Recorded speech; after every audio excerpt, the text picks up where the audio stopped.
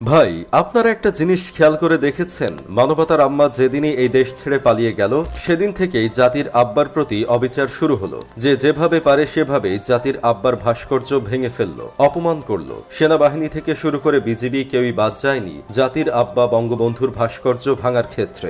তবে ভাই যাই বলেন, এই যে চারিদিকে জাতির আব্বা শেখ মুজিবের ভাস্কর্য সমানে ভাঙা হচ্ছে, এটা কিন্তু অন্যায়। চিন্তা করে দেখেন একটা বিষয়, কয়েকদিন আগেও টিভি অন করলেই শুধু বঙ্গবন্ধুকে দেখতাম, পৃষ্ঠা উল্টালেও বঙ্গবন্ধুকে দেখতাম। হাটে বাজারে চিপায় চাপায় যেখানে যেতাম সেখানেই দেখতাম বঙ্গবন্ধুর ভাস্কর্য বৈদ্যুতিক খাম্বার মতো আমাদের সামনে দাঁড়িয়ে আছে। স্কুল কলেজ থেকে শুরু করে ইউনিভার্সিটি সব জায়গায় দেখতাম বঙ্গবন্ধুর আদর্শ সৈনিকেরা নানা রকম সামাজিক কাজ করছে।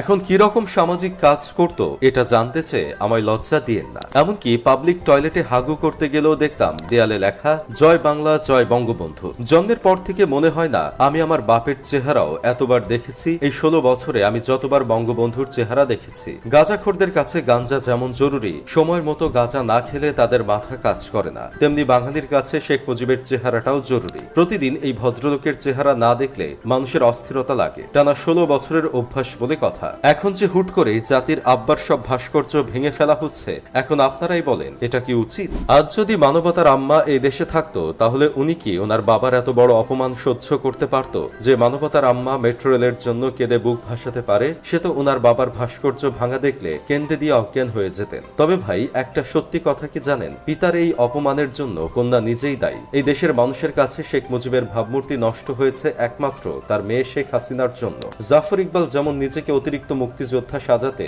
সবাইকে রাজাকার বানিয়ে দিত, তেমনি শেখ হাসিনা বঙ্গবন্ধুকে জাতির জনক বানাতে গিয়ে অন্য সবাইকে খাটো করেছেন। এখন আমার প্রশ্ন হলো, মাওলানা আব্দুল হামিদ খান ভাসানী, একে ফজলুল হক, জিয়াউর রহমান, তাজউদ্দিন আহমেদ, এরা কি দেশের জন্য কেউ কোনো কিছু করে নাই? ওদের কয়টা ভাস্কর্য এই দেশে তৈরি হয়েছে? বইয়ের পাতা উল্টালেই জাতির আব্বা দেশের জন্য এই করেছে ওই করেছে, আর অন্য সবাই কি আঙুল চুষেছে?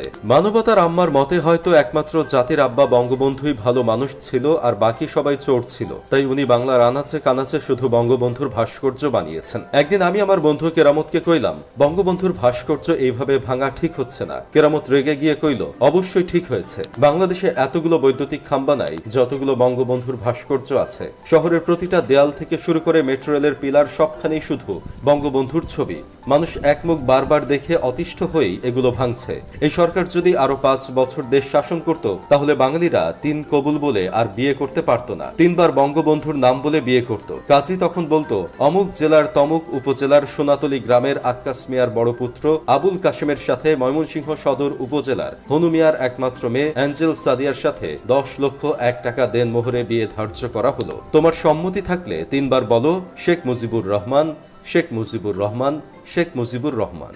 ভাইরে, কেরামতের মুখ থেকে এই কথা শোনার পর আমার কদম জোড়া কাঁধে উঠে গেছে। আসলেই এই সরকার আরো 5 বছর ক্ষমতায় থাকলে এমন ঘটনাও ঘটতে পারত। যাই হোক, শেষমেশ আমি গোলাম হোসেন একটা কাজের কথা কই, শুধু যে শেখ মুজিবের ভাস্কর্য ভাঙা হয়েছে বিষয়টা তা না। আমাদের 7 জন বীরশ্রেষ্ঠ শিল্পাচার্য জয়নুল আবেদিন কিংবা সৌন্দর্য বৃদ্ধির জন্য অনেক ভাস্কর্য ছিল যেগুলো ভাঙা হয়েছে, লুটপাট হয়েছে, ডাকাতি হয়েছে। ছাত্র সমাজ ও সাধারণ মানুষের বিজয়ের এই আনন্দের মধ্যে তৃতীয় পক্ষ ঢুকে গিয়েছিল, যারা চেয়েছিল ছাত্রদের মাথায় কাঁঠাল ভাঙতে। মূলত এইসব টোকাই বাহিনী এই ধ্বংসলীলা চালায়। 16 বছর ধরে তারা একটা চুল ছিঁড়তে পারেনি, আর এখন তারা রাজনীতির মাঠে নেমেছে ক্ষমতার লোভে।